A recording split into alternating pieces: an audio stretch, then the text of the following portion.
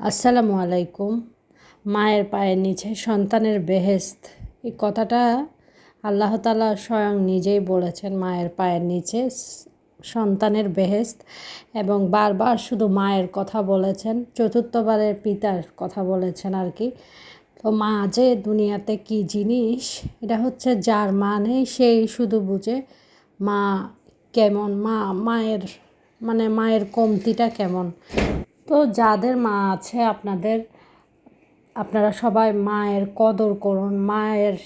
মা মা কী চায়, মা কিভাবে চায়, মা কী করলে খুশি হয় সেটা খুশি করার চেষ্টা করুন।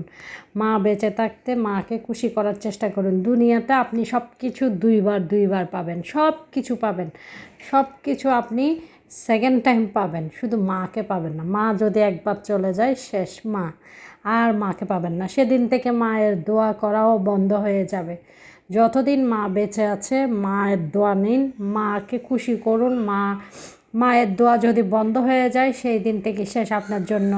প্রথম যে নিঃস্বার্থভাবে যে দোয়া করবে, সবাই তো সবার জন্য আসলে দোয়া করে, কিন্তু মা হচ্ছে আপনার এমন একটা দোয়ার ভাণ্ডার, যেখানে আপনি যেখানে গাড়িতে যাচ্ছেন, মা কিন্তু অপেক্ষা করে বসে আছে আপনি কখন আসবেন। আর আপনি বের হচ্ছেন, মা কিন্তু টেনশনেই থাকবে আগে যে আমার সন্তানটা সহি সালামতে পৌঁছালো কি না। তো মায়ের কদর করুন। মা হচ্ছে এমন একটা জায়গা আসলে। তো আজকে মায়ের কথা বারবার বলছি এই কারণ হচ্ছে আমার সেজো মামি, আমার সেজো মামার ওয়াইফ, আমার মামানি আজকে ইন্তেকাল করেছেন। তো সকালবেলা যখন মানে না, সকালবেলাও না, 12টার দিকে নাস্তা করে ব্যাপারটা মানে এই খবরটা আসলে শুনেছি আর কি। তো আমার মামানি কিন্তু অনেক স্ট্রং একজন মহিলা ছিলেন।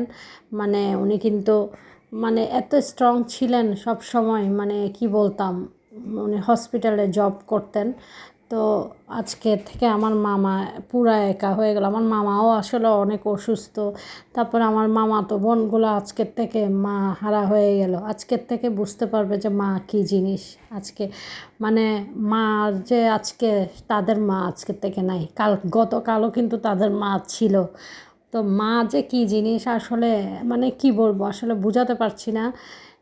সবাই জানেন আসলে মা কেমন জিনিস। মা এমন একটা স্থান, আর যাদের মায়ের কদর নেই সেজন্যই আজকে আসলে দুনিয়াতে এখনও বৃদ্ধাশ্রম আছে। বৃদ্ধাশ্রমগুলো আমার ইচ্ছা করে কি আমি মাঝে মাঝে যদি আগুন দিয়ে পুড়িয়ে দিতে পারতাম। বৃদ্ধাশ্রমে কেন মা কার জন্য বৃদ্ধাশ্রমে যায়, কী কারণে মা বৃদ্ধাশ্রমে যাবে? সেই সন্তানগুলো কি কোনোদিন পিতামাতা হয় নাই? সেই সন্তানগুলো কি কোনোদিন বাবা হয় নাই, কোনোদিন মা হয় নাই? তো সবার মা বেঁচে থাকুক। রাব্বির হামহুমা কামা রাব্বায়ানিস সাগীর।